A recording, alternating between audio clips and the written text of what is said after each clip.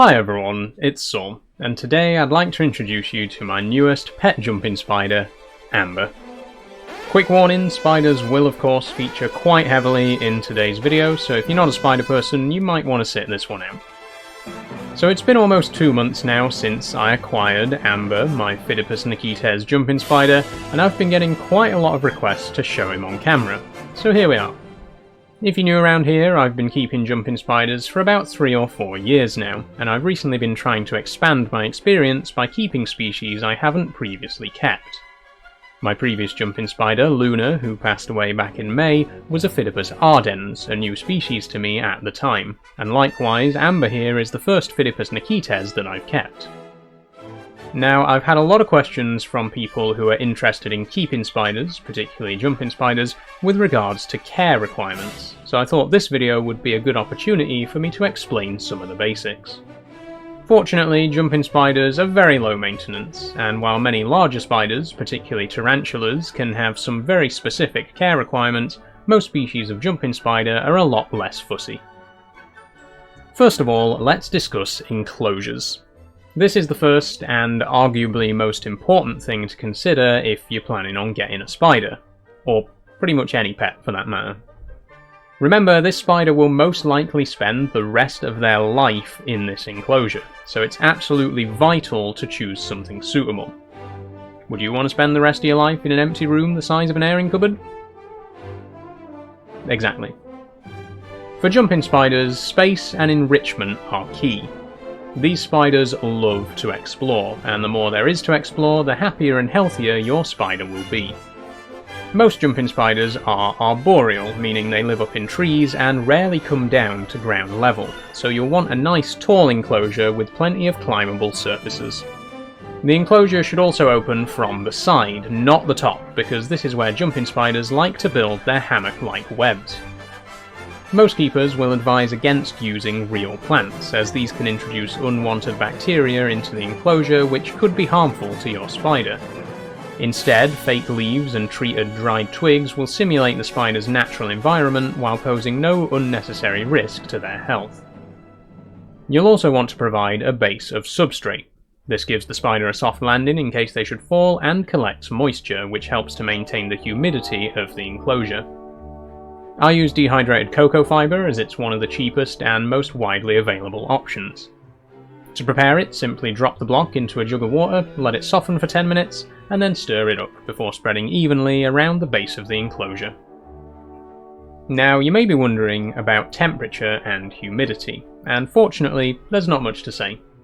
In most cases, the ambient conditions in your own home will be just right for a jumping spider. No heating pads, no humidifier, just try to make sure the temperature doesn't fluctuate too dramatically.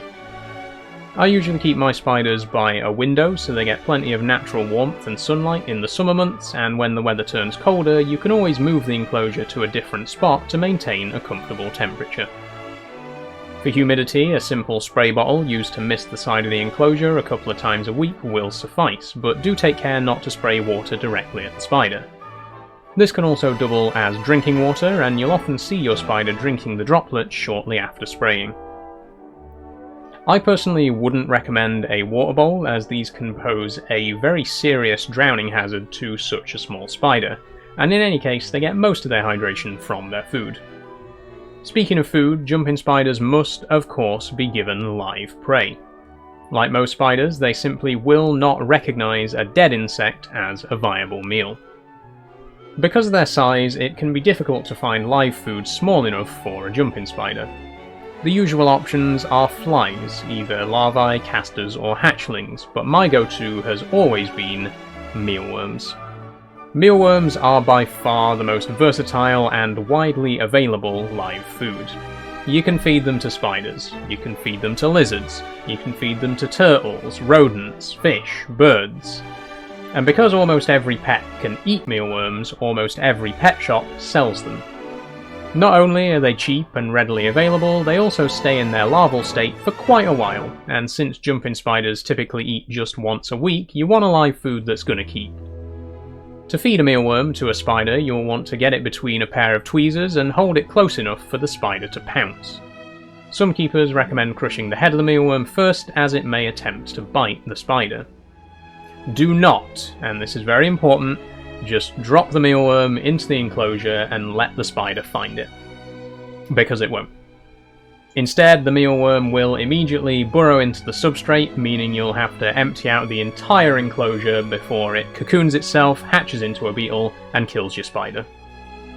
Once your spider catches the mealworm, they'll puncture its exoskeleton and slurp out the delicious innards, after which they'll drop what's left and move on.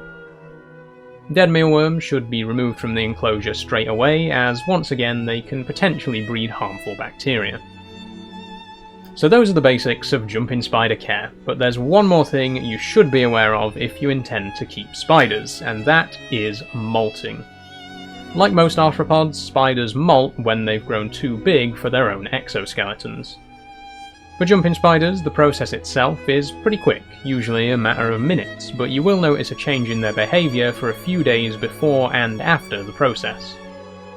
If you notice your spider refuses to eat and suddenly retreats to their web for a day or two, this is usually a good sign that they're getting ready to molt.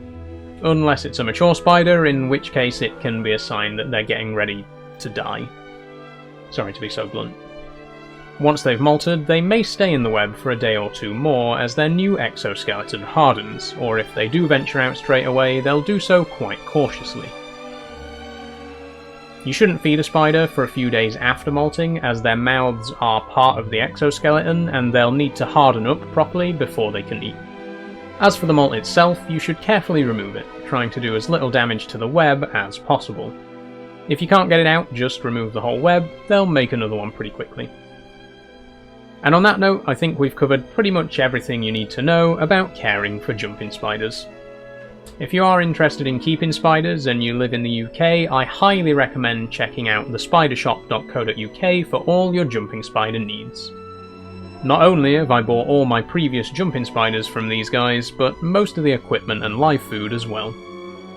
If you have any other questions about jumping spider care, please feel free to DM me or consider joining our Discord, where I'm always happy to chat. That's all we have time for today, so it's good night from me, and it's good night from him. Bye bye.